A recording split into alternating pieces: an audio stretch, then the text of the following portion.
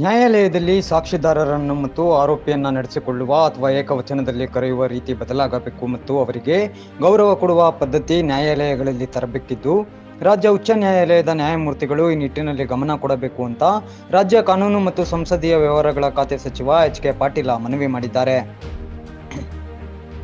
ಬೆಳಗಾವಿ ಜಿಲ್ಲೆಯ ಅಥಣಿ ತಾಲೂಕಿನಲ್ಲಿ 11ನೇ ಹೆಚ್ಚುವರಿ ಜಿಲ್ಲಾ ನ್ಯಾಯಾಲಯದ ಉದ್ಘಾಟನಾ ಸಮಾರಂಭದಲ್ಲಿ ಅಧ್ಯಕ್ಷತೆ ವಹಿಸಿ ಮಾತನಾಡಿದ ಅವರು, ನಮ್ಮ ನ್ಯಾಯಾಂಗ ವ್ಯವಸ್ಥೆಯಲ್ಲಿ ಶಿಕ್ಷಿಸುವುದಕ್ಕೆ ಹೆಚ್ಚು ನ್ಯಾಯಾಧೀಶರು, ನ್ಯಾಯವಾದಿಗಳು ಹೆಚ್ಚು ಆಸಕ್ತಿ ವಹಿಸುತ್ತಾರೆ.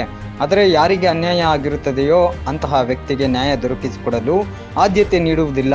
ಹೀಗಾಗಿಯೇ ರಾಜ್ಯ ಸರ್ಕಾರ ವಿಕ್ಟಿಮ್ಸ್ ಆಂಬ್ಯುಲೆನ್ಸ್ ಸ್ಥಾಪನೆಗೆ ಮುಂದಾಗಿದೆ ಅಂತ ತಿಳಿಸಿದರು.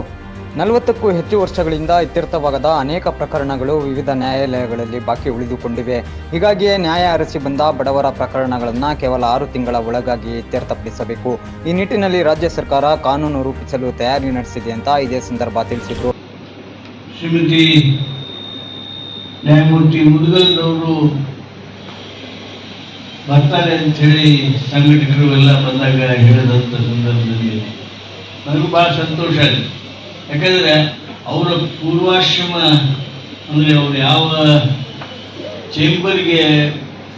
ಚೇಂಬರ್ನಲ್ಲಿ ಕೆಲಸ ಮಾಡ್ತಿದ್ರು, ಅವರು ಹಿರಿಯ ನ್ಯಾಯವಾದಿಗಳಿದ್ದರು.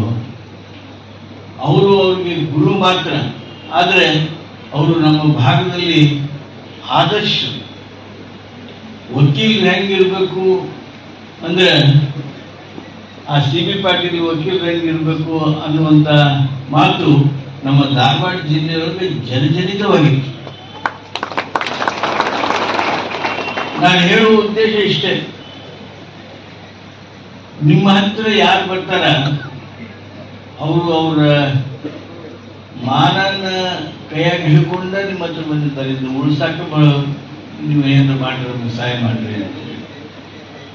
ಕಾನೂನಿನ ಭಯ ಒಂದು ಕಡೆ ಇದ್ರೆ, ನಮ್ಮ ಸಮಾಜದಲ್ಲಿ, ಭಾರತೀಯ ಸಮಾಜದಲ್ಲಿ, ಅದರಲ್ಲೂ ನಮ್ಮ ಕರ್ನಾಟಕ, ಉತ್ತರ ಕರ್ನಾಟಕದ ಸಂಸ್ಕೃತಿಯೊಳಗೆ ಮಾನಕ್ಕಾಗಿ ಕೋರ್ಟ್ಗೆ ನಾವು ಬಹಳ ಮಂದಿ ಹೋಗ್ತಾ ಇರ್ತೀವಿ. ಕೆಲವು ಮಂದಿ ಕೆಲವರು ಮಾನ ಕಳೆಯಕಂತ ಕೋರ್ಟ್ ಹೋಗಿರ್ತಾರೆ. ಕೆಲವು ಸಂದರ್ಭದಲ್ಲಿ ಜನರನ್ನ ಪರಿವರ್ತಿಸಬಹುದು. ಆ ಪರಿವರ್ತನೆ ಮಾಡುವಂತ ಆ ದೊಡ್ಡ ಸಾಮರ್ಥ್ಯ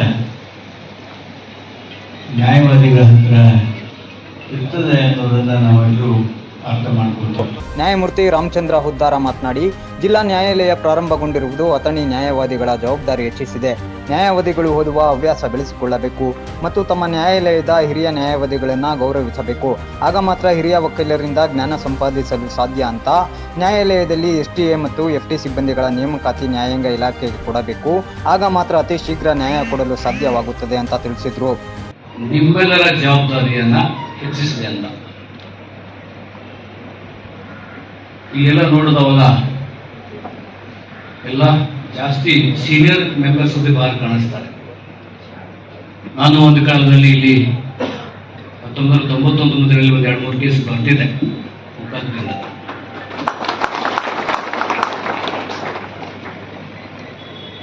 ಅವಾಗೆಲ್ಲ ನೋಡಿದೆ, ಎಲ್ಲ ನ್ಯಾಯವಾದಿಗಳೆಲ್ಲ ನೋಡಿದೆ. ಹಾಗೆ ನನ್ನ ಎಲ್ಲ ಹಾಸ್ಟೆಲ್ ಸ್ನೇಹಿತರು ಇಲ್ಲಿ ಎಲ್ಲ ಪ್ರಾಕ್ಟೀಸ್ ಮಾಡ್ತಾ ಇದ್ದಾರೆ.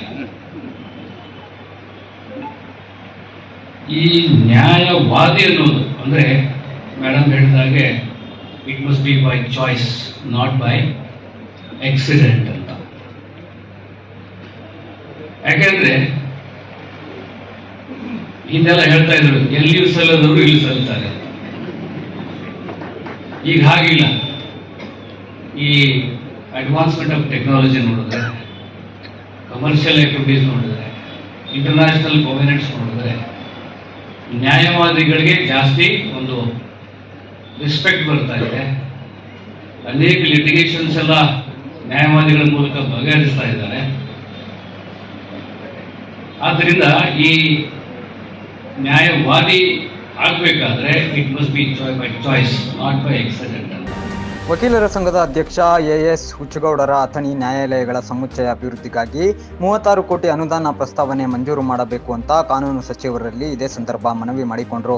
ಇದೇ ಸಂದರ್ಭ ರಾಜ್ಯ ಉಚ್ಚ ನ್ಯಾಯಾಲಯದ ನ್ಯಾಯಮೂರ್ತಿ ಮತ್ತು ಬೆಳಗಾವಿ ಜಿಲ್ಲಾ ಆಡಳಿತಾತ್ಮಕ ನ್ಯಾಯಮೂರ್ತಿ ಕೆಎಸ್ ಮುದ್ಗಲ್, ನ್ಯಾಯಮೂರ್ತಿ ಹೇಮಲೇಖಾ, ಚಿಕ್ಕೋಡಿ ಲೋಕಸಭಾ ಸದಸ್ಯೆ ಪ್ರಿಯಾಂಕಾ ಜಾರಕಿಹೊಳಿ, ಲೋಕೋಪಯೋಗಿ ಇಲಾಖೆಯ ಸುನಿಲ್ ಬಳೋಲಾ, ಜಿಲ್ಲಾ ಮುಖ್ಯ ನ್ಯಾಯಮೂರ್ತಿ ಟಿಎನ್ ನೀನವಳ್ಳಿ, ನ್ಯಾಯಮೂರ್ತಿ ವಿಜಯಕುಮಾರ್ ಪಾಟೀಲ, ಹಿರಿಯ ನ್ಯಾಯವಾದಿ ಬಿಎಲ್ ಪಾಟೀಲ, ನ್ಯಾಯವಾದಿಗಳಾದ K Onjol, BB Takkannanavar, SC Naik, Baba Saheb Kamble. ಕಾರ್ಯಕ್ರಮದಲ್ಲಿ ವಕೀಲರ ಸಂಘದ ಪದಾಧಿಕಾರಿಗಳು, ಹಿರಿಯರು ಹಾಗೂ ಕಿರಿಯ ನ್ಯಾಯವಾದಿಗಳು, ಪೊಲೀಸ್, ಕಂದಾಯ ಇಲಾಖೆ ಅಧಿಕಾರಿಗಳು ಉಪಸ್ಥಿತರಿದ್ದರು. ಸತೀಶ್ ಕೋಳಿ, ನ್ಯೂಸ್ ಫಾಸ್ಟ್, ಚಿಕ್ಕೋಡಿ. ಮಾನ್ಯ ಉಚ್ಚ ನ್ಯಾಯಾಲಯದ ನ್ಯಾಯಮೂರ್ತಿಗಳು ಮತ್ತು ಕಾನೂನು ಮಂತ್ರಿಗಳು ಒಂದು ನೋಟಿಫಿಕೇಶನ್ ಆದೇಶದ ಮುಖಾಂತರ ಇಲ್ಲಿ ಆದೇಶ ಮಾಡಿದ್ರೆ ಇಲ್ಲಿ ಬರಾಕ ಸಾಧ್ಯತೆ ಇದ್ರೆ ಅದನ್ನ ಒಂದು ಅನುಕೂಲ ಮಾಡಿಕೊಡ್ಬೇಕಂತ ಹೇಳಿ ನಾನು ಮಾನ್ಯ ಕಾನೂನು ಮಂತ್ರಿಗಳಲ್ಲಿ ಮತ್ತು ಮಾನ್ಯ ಉಚ್ಚ ನ್ಯಾಯಾಲಯದ ನ್ಯಾಯಮೂರ್ತಿಗಳಲ್ಲಿ ವಿನಂತಿಸುತ್ತೇನೆ. ಅದೇ ರೀತಿ ಈಗ ಎರಡನೇದಾಗಿ ಇಲ್ಲಿ ಅಥಣಿಯಲ್ಲಿ ಕೌಟುಂಬಿಕ ಪ್ರಕರಣಗಳು 125 CRPC ಡೈವರ್ಸ್ ಪಿಟಿಷನ್ಗಳು ಇವು ಹೆಚ್ಚಾಗಿರುವುದರಿಂದ ಈ ಹೆಣ್ಮಕ್ಳು ಹಳ್ಳಿಯಿಂದ ಇಲ್ಲಿ ಬಂದು ಅವು 10 ವರ್ಷ 15 ವರ್ಷ ಅವು 125 ಆರ್ಡರ್ ಆಗ್ತದ, ರಿಕವರಿ ಆಗುದಿಲ್ಲ. ಇಂಥ ಒಂದು ಪ್ರಕರಣ ತ್ವರಿತ ವಿಲೇವಾರಿಗಾಗಿ ಒಂದು ಕೌಟುಂಬಿಕ ನ್ಯಾಯಾಲಯವನ್ನು ತಾವು ನಮ್ಮ ಅಥಣಿ ನ್ಯಾಯಾಲಯಕ್ಕೆ ಒಂದು ಫ್ಯಾಮಿಲಿ ಕೋರ್ಟ್ ಒಂದು ಮಂಜೂರು ಮಾಡ್ಬೇಕಂತೇಳಿ